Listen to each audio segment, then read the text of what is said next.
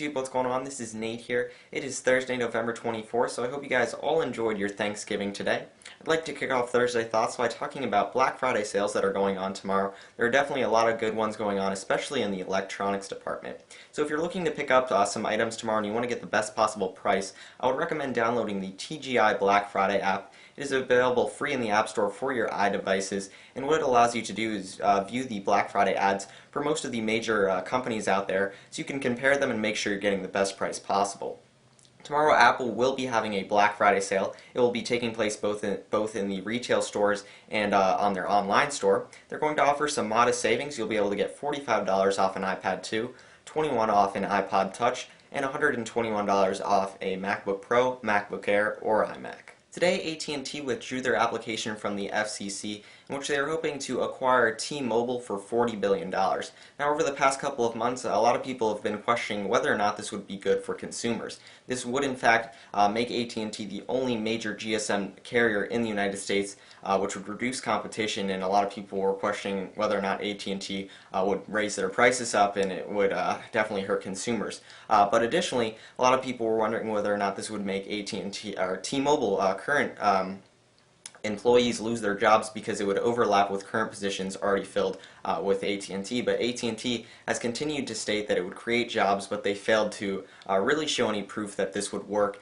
and so they therefore withdrew their application. Now, this doesn't mean that AT&T isn't going to continue to pursue an acquisition of T-Mobile. It just means that they're definitely going to miss their deadline of early 2012, and we'll have to wait and see whether or not this acquisition will take place at all. This week, the first reviews have started to come in about the Samsung Galaxy Nexus. This is the first smartphone to be running the Android 4.0 Ice Cream Sandwich operating system. And initial reviews are showing this is a very solid device and the best Android phone that you can currently buy on the market. Now, this is going to change, of course, as more and more phones begin to ship with this new operating system, but as of right now, it definitely is the best if you're looking to get an Android phone.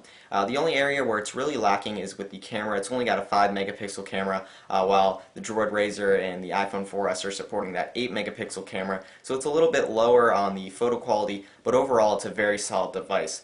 Early benchmark tests show that it does outperform the iPhone 4S in a browser speed test, but the iPhone 4S still beats it in other areas such as GPU loading. Next up, we'll talk about the iPad 3. So this week, DigiTimes has found references to the next generation iPad in the iOS 5 source code, and it is being codenamed J1 and J2.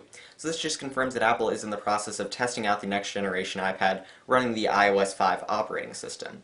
Additionally, an analyst this week from DisplaySearch is stating that Apple's next generation iPad will be supporting a Retina display. Now, a lot of people were skeptical of whether or not Apple would be able to pull this off because it will require manufacturers to develop a large volume of high-resolution displays, which may not be possible, but according to the analyst, Apple will be able to do this with the help of Samsung, LG, and Sharp. So if Apple's able to pull this off, it'll be really great because I know the iPhone 4S display is really amazing, but if they can bring that to a 10-inch display, it's going to be really impressive.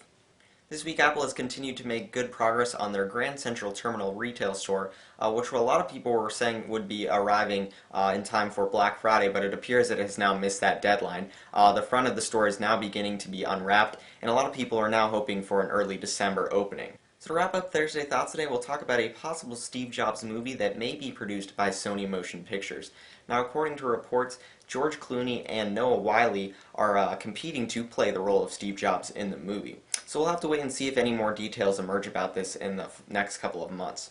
So be sure to leave a comment down below and let me know whether you'd like to see George Clooney or Noah Wyle play the role of Steve Jobs. And if you feel like being awesome, be sure to give this video a thumbs up. Other than that, please subscribe, and I'll see you guys later.